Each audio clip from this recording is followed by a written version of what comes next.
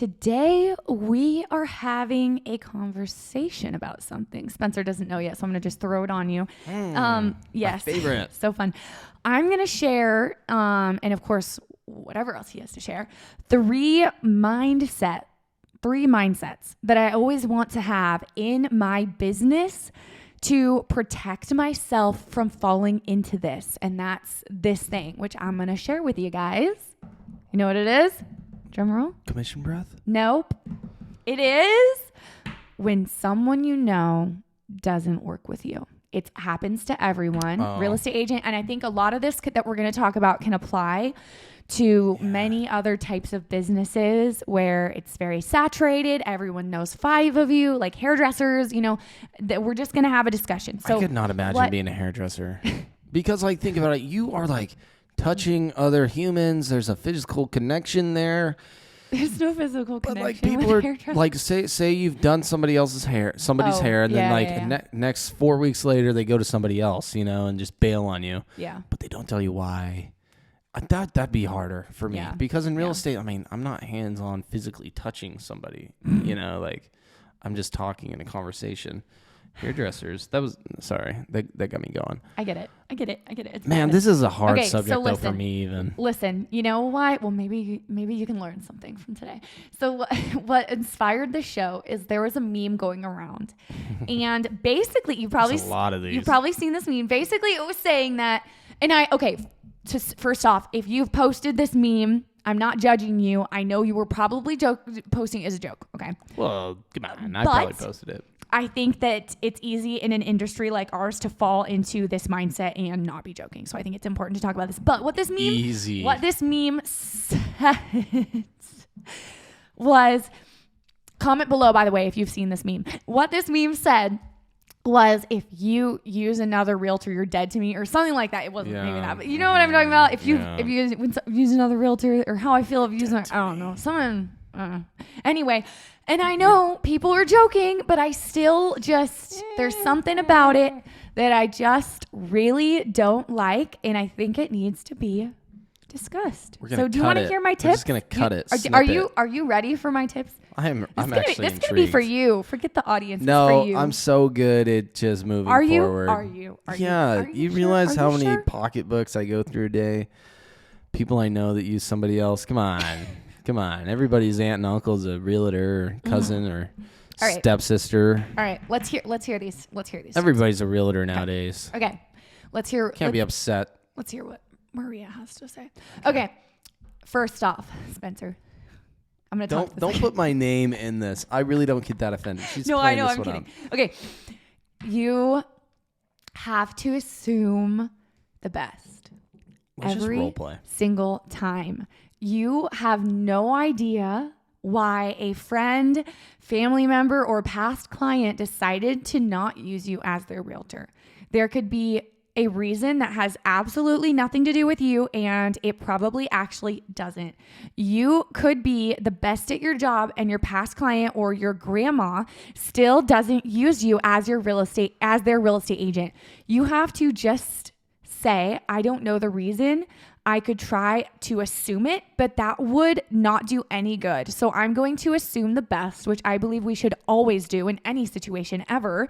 And I'm going to assume, I hate assuming, by the way. I have a serious That word's hatred. bothering me. I hate assuming, okay? If you assume things about people, you should stop. And you should just assume the best. Anyway, I'm going to get mad. Okay, assume the reason has nothing to do with me and don't get bitter. We aren't entitled as realtors to anybody's business, and each client is a blessing, not something we deserve. So get rid of the entitlement. Well, I'm not done. Let me finish the sentence, and then you can talk. Okay? I've been listening the whole time. Even if your realtor even if you're the best realtor ever, this is still going to happen to you from time to time, and you have to accept that, or you're going to not enjoy this business. Okay, so that was mindset shift number 1. Okay. What do you say? Discuss. My reply is, Mariah, which is a question, because I really don't know the right answer to this one yet. Audience, tell us the right answer, what you would do, because I sometimes struggle doing this as well. What? You've been talking to somebody for months, following up multiple times, had listing appointments. They told you had the job. Then you follow up with them next week. Oh, sorry, Spence. I listed with somebody else. You had the listing contract signed. Everything's ready to DocuSign. You just got to send it off to them. They say they went with somebody else. I hope this doesn't bother you.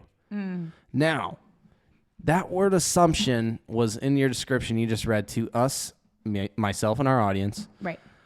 What is the right thing to do during that phone conversation or that text message, that simple conversation? What is the right reply after they've done and told you that they've hired somebody else? Do you go forward and and ask, hey, you know what? And this is how I usually segue and transition to it.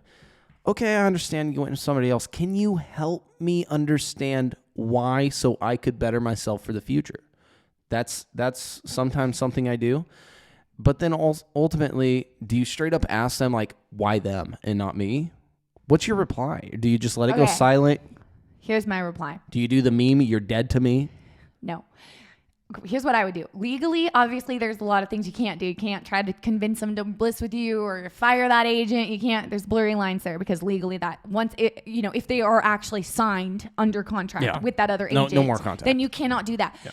I think that you can say, would you mind telling me? Because I just want to know for future references. That's usually what I do. What can I improve? I think there's nothing wrong with asking that and just being open to whatever they have to say. And again, 9 times out of 10, it probably doesn't have to do with you. It always has nothing to do with you. It's very weird. Like if there's been other episodes that we've talked about, I literally can't twist somebody's arm to work with me. Right. And I'm talking more about like when someone like someone you would expect to work with you and like feelings are hurt, because if it's a random lead and I've been following up with them and then someone doesn't list with me, I'm like, I don't care. Like it's my feelings aren't hurt, but I'm talking, which that applies to, but what I'm talking about is more of like the feeling side that could lead to like you getting hurt feelings. Yeah.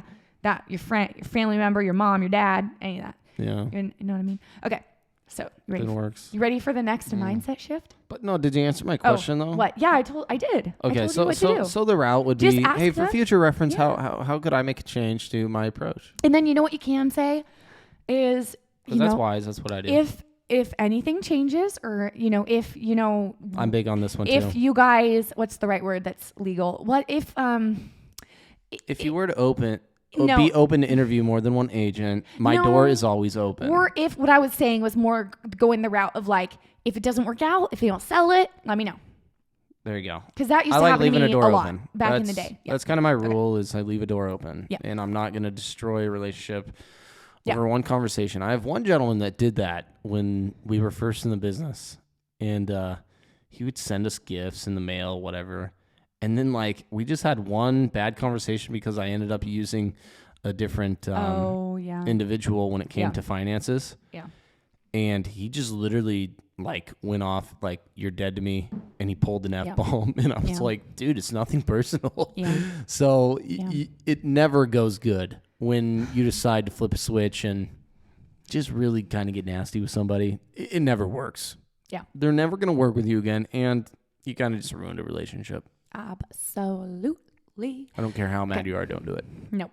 Okay. This next mindset shift that you're going to want to make is this has got to be your mindset just in general in business. Okay. Or you won't last mentally. Okay. When one door closes, another door is going to open. Say you didn't get the listing, for example. Instead of getting upset about it, trust that one lost opportunity is 2 more great opportunities around the corner. An example of this is you put in all the work driving around and never actually closed a deal from the client you were working with. I think if you're trying to measure the amount of hours you're working and make sure you get paid for every little thing you do in your business, you're going to drive yourself crazy. We aren't employees. Thank goodness. So why are you still having the mentality of one? Just put in the work, the prospecting, whatever it looks like for you, and then trust that the results will come if you stay consistent, because they will. Stop thinking of anything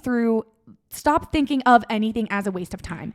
Anytime you meet with a client and they don't buy, for example, especially when you're brand new, it's an opportunity to get better for next time, to learn something, to get referrals for the future from the person you get face to face with.